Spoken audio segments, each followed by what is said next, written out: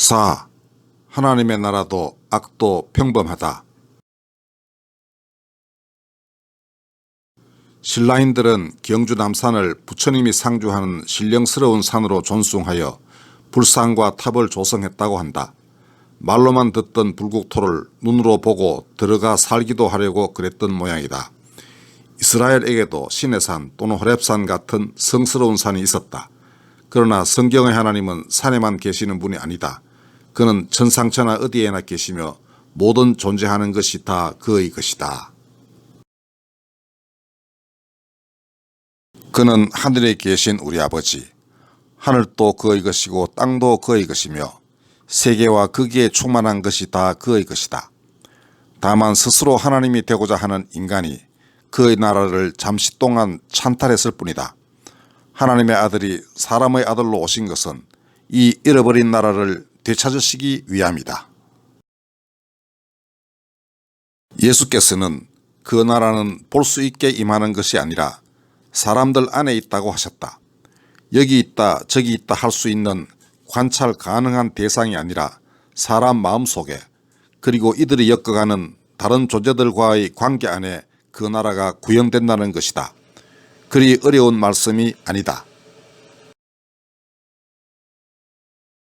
하나님을 사랑하고 이웃을 사랑하며 대접을 받고자 하는 대로 대접하고 지극히 작은 자 하나에게 손을 뻗는 사랑으로 함께 엮여진 관계 공동체가 곧 하나님 나라다.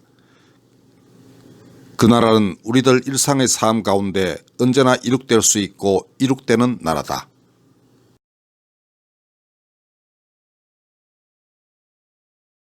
내가 근육장애인 일을 하게 된 게 1985년부터다.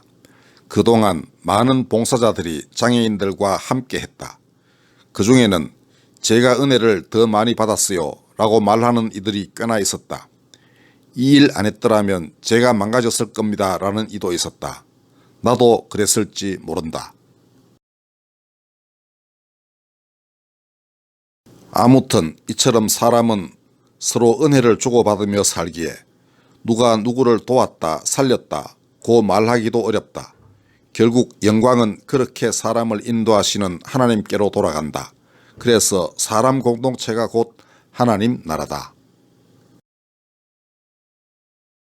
매년 2월 첫째 토요일 내 생일 축하회에 20년 30년 봉사해온 역전의 용사들이 모인다.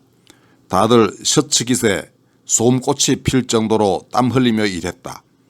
옛된 얼굴의 청년은 중년이 되었고 나는 머리 희끗희끗한 70 노인이 되었다. 우리가 업고 다니던 많은 이들이 하나님 품으로 돌아갔다. 그 대신 다른 친구들이 우리 옆에 앉아있다. 그리고 지난 날을 회상하며 그때 하나님이 함께 하셨구나 하고 느낀다. 일할 때는 잘 모른다.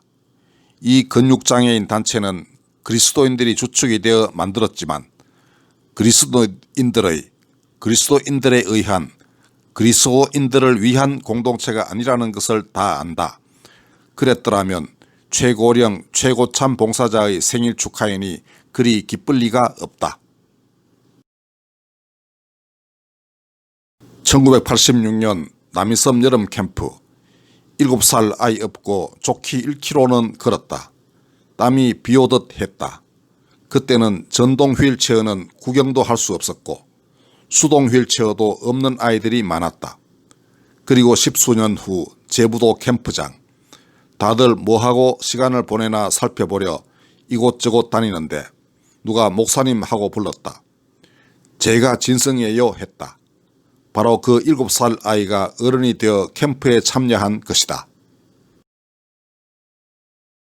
소주잔을 주고받았다. 잔에 담긴 것은 술이 아니라 우리의 땀과 눈물과 하늘의 별이었다. 땀에 젖은 셔츠를 사이에 두고 한몸 되어 30분을 함께 걸었던 어른과 아이는 그렇게 다시 만났다. 지금 진성이는 우리 곁에 있지 않다. 그러나 우리는 헤어진 게 아니다. 과거는 기억을 통해 현재에 진입하고 우리는 다시 하나님 안에서 하나가 된다.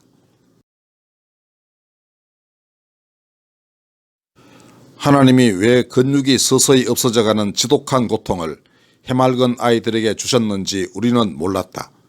그러던 어느 날 두 눈을 번쩍 뜨게 하는 한 통의 전화를 받았다. 광주에 사시는 한 어머니가 하도 기뻐서 회장님께 직접 말 좀 하려 연락했다는 것이다. 그 어머니 말이 이러했다. 지금까지 제가 왜 아이 때문에 13년 동안 이 고생을 하는지 몰랐는데 오늘 알았습니다. 하나님이 이 아이를 누구에게 맡길까 하고 세상을 돌아보시다가 제가 적당하구나 생각이 되어서 이 아이를 주신 것입니다. 아, 하나님이 자신의 아이를 한 여인에게 맡겨 둘이 함께 하나님의 형상을 온전히 갖추게 하셨구나. 말문이 막혔다. 암은 기적적으로 치유되었다는 얘기를 들었지만 우리는 지금까지 단 한 번의 치유 이적도 경험하지 못했다. 그 대신 이 같은 깨달음의 기적이 일어났다. 이런 일도 있었다. 어머니 일하시는 식당의 방에서 TV도 보고 손님들도 보며 그렇게 살던 한 아이가 숨이 넘어갈 듯하여 응급실에 옮겨졌다. 거기서 온갖 사람들을 보며 며칠을 살다가 엄마 곁을 떠나며 아이가 남긴 말이 이것이다.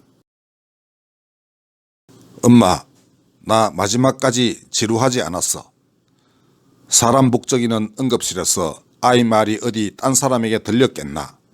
들렸더라도 그 말에 어떤 의미가 담겼는지 알아챌 사람이 있었겠는가. 그러나 거기 하나님 나라가 있었다.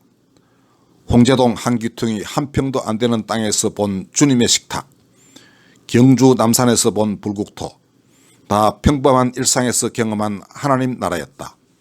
사람은 늘 그렇게 살고 있고 하나님의 나라는 도적같이 슬며시 그 가운데 찾아들어 왔다. 그러나 우리는 하나님 나라가 평범하듯이 악도 평범하다는 것을 일상의 삶에서 늘 경험한다. 한나 아렌트는 예루살렘의 재판정에 선 아우슈비츠의 살인마 아이히만에게서 바로 이 악의 평범성을 보았다. 그는 말하는데도 생각하는데도 무능한 사고리게 결여된 인간이었을 뿐 괴물 같지도 악마적이지도 않았다. 특별한 정도의 천박성 외에는 볼 게 없으니 그에게서 악마를 보려던 수많은 사람들은 며칠 안가 다 자리를 떴다. 그러나 끝까지 그를 지켜본 아렌트는 자신의 리포트 마지막에서 교수대에서조차 남의 장례식에서나 할 법한 말들을 늘어놓은 이 사람을 두고 그 유명한 한마디 악의 평범성을 처음으로 언급했다. 죽음을 앞두고 그는 장례 연설에서 사용되는 상투어를 생각해냈다. 교수대에서 그의 기억은 그에게 마지막 속임수를 부렸던 것이다. 그의 정신은 의기양양하게 되었고 그는 이것이 자신의 장례식이라는 것을 잊고 있었다. 이는 마치 이 마지막 순간에 그가 인간의 연약함 속에서 이루어진 이 오랜 과정이 우리에게 가르쳐준 교훈을 요약하고 있는 듯했다. 두려운 교훈, 즉 말과 사고를 허용하지 않는 악의 평범성, 버넬리티 오브 이블을.